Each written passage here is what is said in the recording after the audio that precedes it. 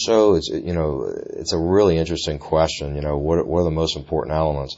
I think, clearly there's certain legal requirements that have to be followed in order for the will to be valid. And I think it's like anything else. There's both an art and a science to it. And I think it's really in the art of it that a good estate planning attorney is going to really be able to bring a big difference, for the client. So, as an example, our wills have this in terrorem clause that I mentioned earlier. And basically what that is that if somebody tries to overturn your will by claiming that you were mentally incompetent or that somehow, their stepmother forced you to do this, then it's a way to actually cut that person who challenges the will out of the succession and from receiving any of your assets.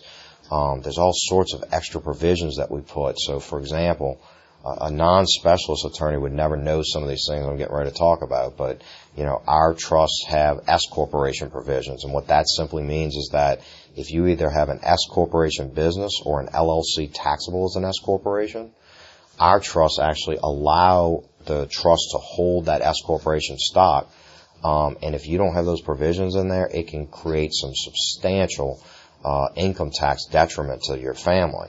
Most general attorneys, even a lot of estate planning attorneys that don't have a tax specialty, aren't going to know that. We have provisions oftentimes in our trust, for example, that you can point your retirement accounts to the testamentary trust. And you might ask yourself, well, why would I do that?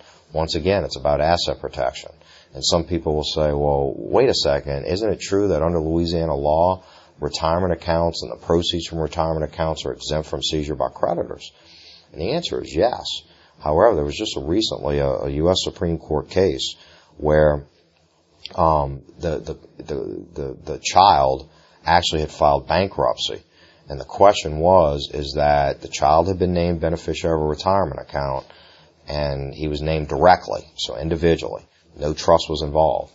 And the U.S. Supreme Court held, you know what? When those distributions come out of his father's retirement account because the father had died, then those distributions out of that retirement account were subject to the bankruptcy proceedings. So he lost the benefit of that. Most attorneys that are not specialists aren't going to know that. We will tell a client oftentimes, why don't you point the beneficiary, if both spouses have died, point it to the testamentary trust, and then there's all this special language that needs to, when we do that, that needs to go into that trust to make sure that we maximize the tax benefits, but yet asset protected.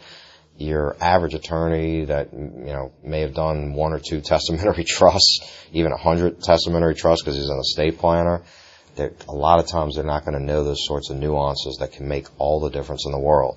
Some people sometimes will say, well, boy, your firm's expensive. And my answer is always, expensive relative to what? Because if you want to go get a cheap will done, you can go to LegalZoom. You might get it for $100. You might go to one of the other low-cost providers. Do you really want to take that chance when it might wind up costing your family tens of thousands, sometimes hundreds of thousands, sometimes millions of dollars? It's a big risk. And, we all know that generally speaking, you're almost always going to get what you pay for. So you need to decide, do you want the best or do you want, to take the risk and try to go cheap on it, and then maybe you wind up getting hurt or hurting the people you love. And that's a decision that's really important for you to consider when you're trying to hire somebody.